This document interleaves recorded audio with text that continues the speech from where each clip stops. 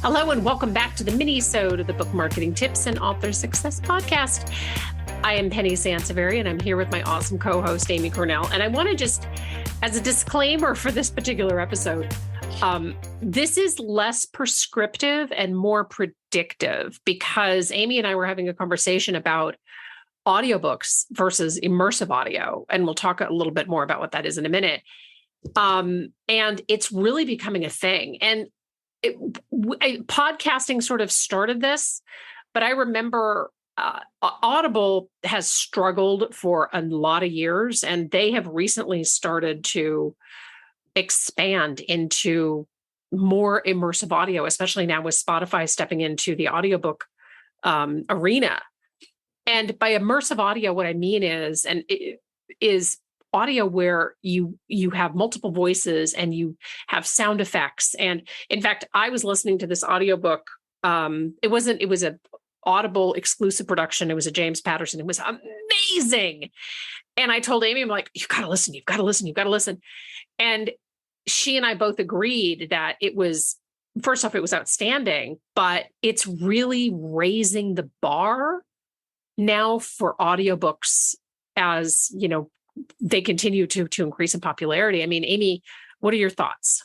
Oh yeah, that was one of the first things I said and I admit that I am part of the problem for raising this kind of bar, because I really struggle now listening to an audiobook that has multiple, essentially I say speaking parts, but you know what I mean? Multiple characters.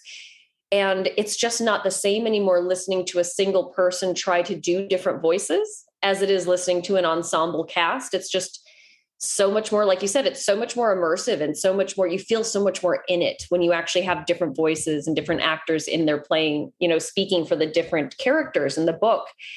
And it really makes such a big difference. So I think, one thing that, we kind of discussed was that it really depends on how your book is laid out and how it's written. Because I still think a single narrator is obviously going to be a thing for a long time.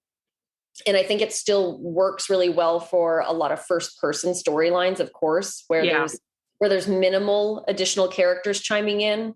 But when you have a lot of dialogue, it's these casts of characters really have taken it to the next level and have set a new bar.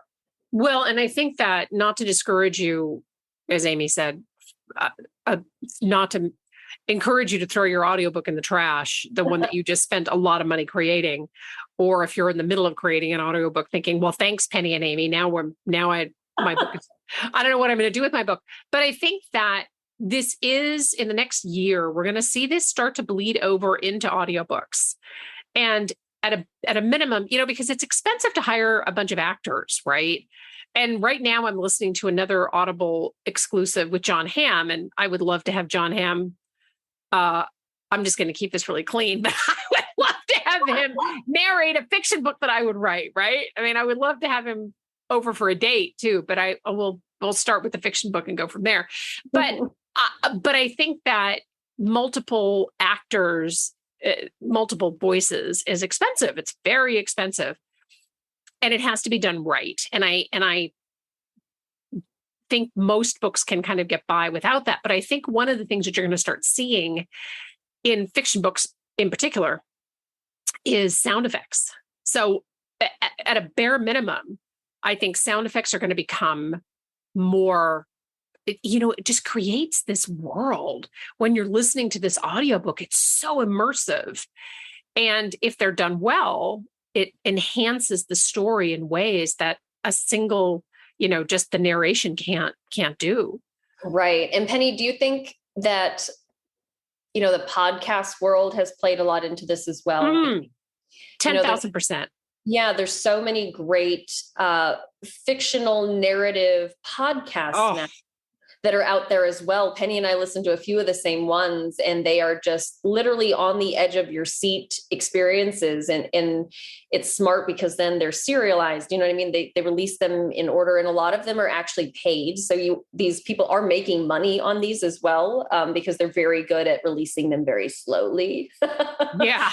to get which is people to annoying. pay a small amount just to have access to be able to binge them. But I do think that this massive growth of podcasts and podcasting and people that don't have extensive backgrounds necessarily in production, figuring out how to produce really great content on their own has really affected the audiobook market as well. And is kind of now it's definitely feeding into, different expectations, and again, raising the bar a little bit.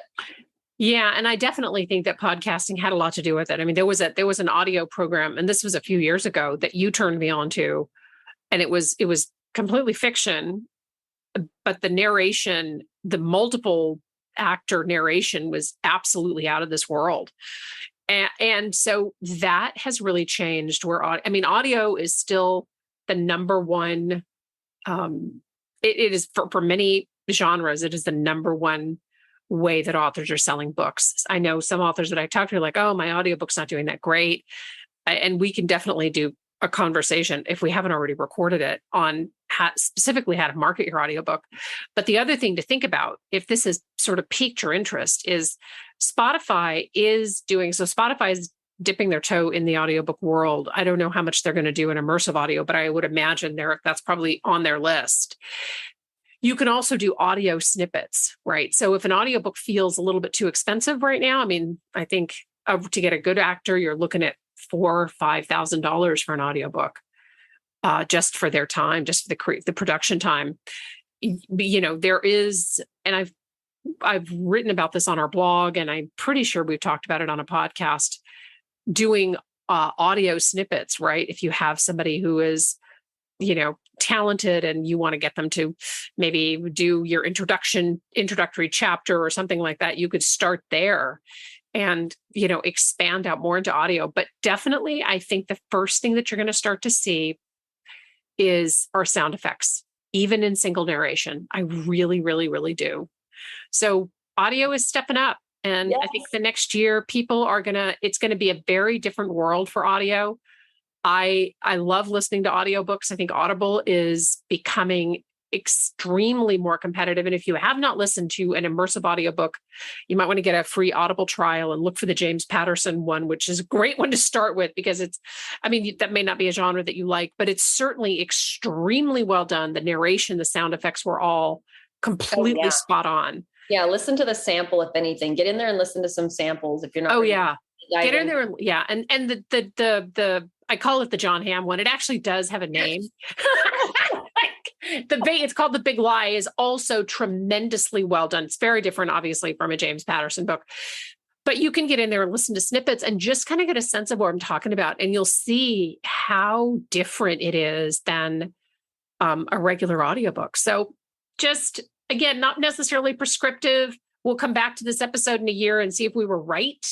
I love the idea of audio snippets, though, Penny. Honestly, I would be so much more excited about that than a book trailer. Yeah. That's just me personally. Like, I just feel like the human element of an audio snippet is just so much more engaging and intriguing than just watching a video of images. That's, again, that's just me, but I love that idea. And I hope you're really right about that. I hope we see a lot more of that.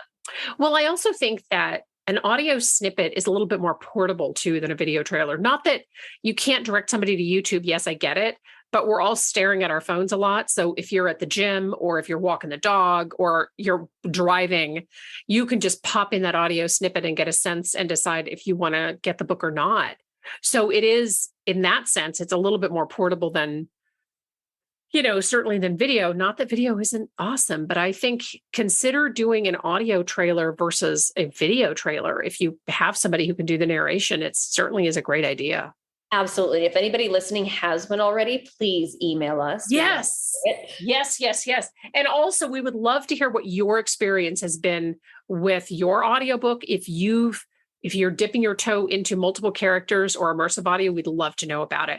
But keep an eye on this, because like I said, I do think that we're going to see more of this in the next year. I could be wrong, but my gut tells me that Audible is really leveling up, and a lot of other companies are getting into this space, and podcasting has changed the landscape. So enjoy the recommendations, enjoy the, definitely listen to the snippets on podcasts. And if John Hamm ever shows up for a date, I'll let you know. Actually, if Amy starts recording these podcasts all by herself, then you know that Penny's just off on her honeymoon or some crazy thing. So all right. Now that I've sufficiently embarrassed myself, thank you so much for listening to this Minisode. It has been our pleasure. We hope that you enjoy the show. We would love a review wherever you listen to podcasts. Thanks for tuning in. Bye-bye.